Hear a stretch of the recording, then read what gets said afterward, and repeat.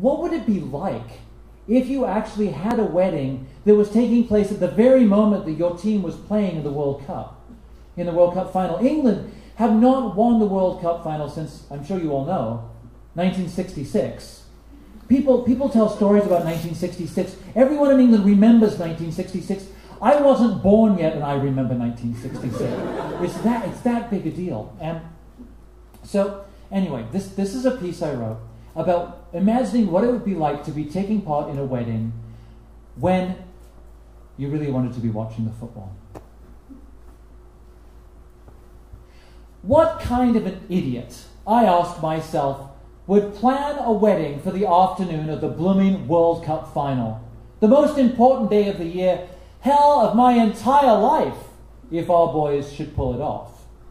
Only a completely clueless, selfish, self-centered, gold-digging, present-grabbing, fashion-obsessed, buxom, curvaceous, traffic accident-causing, drop-dead gorgeous bombshell that my love-struck best friend is so completely smitten with that he can't even bring himself to make her see reason.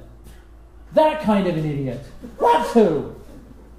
So here I am, standing at the altar next to my oldest male companion, dressed in mourning grey, while inwardly I curse the bonds of friendship that are causing me to commit this travesty of disloyalty to our nation. I mean, look out there. How many men are even here?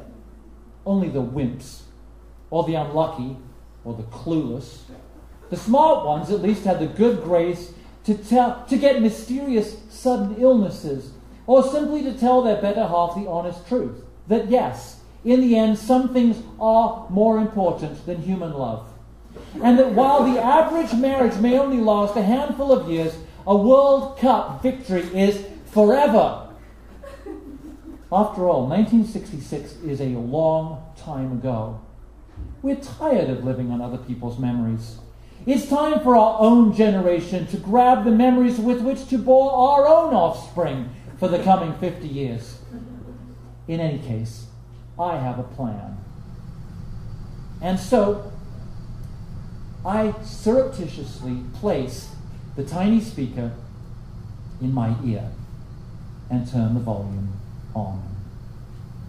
Now, with my body still in place, I smile while focusing all of my deeper attentions on the action half a world away. The music swells. The national anthem. No, the wedding march. The congregation rises. I do so too, with tears in my eyes, as the teams shake hands and exchange tokens of respect. Here comes the bride, and God save the queen. In my delirium, I whisper, God save the bride. My friend the groom glares, and I smile apologetically. About to begin, I tell him. The elderly vicar raises his hands in blessing, and we're off. A cautious start, lusty singing from the crowd, caught in a strange amalgam of sports and marriage, until I can no longer keep them separate. The match is reaching fever pitch.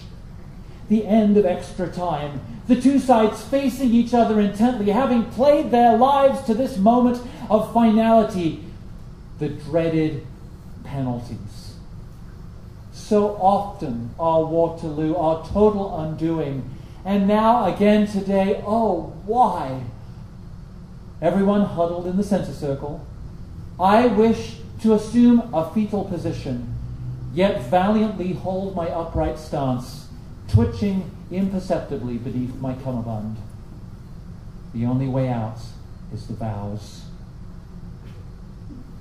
Each one standing alone and staring at their respective goal. My ears are buzzing with long horns and obscene chants, but now all falls silence. My friend stands alone, magnificent, assured.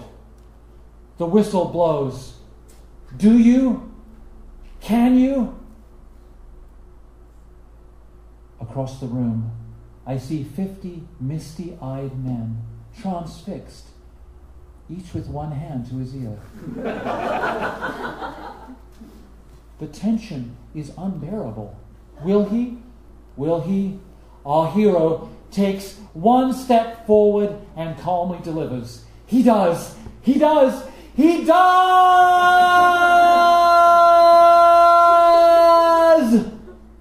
My ears are on fire.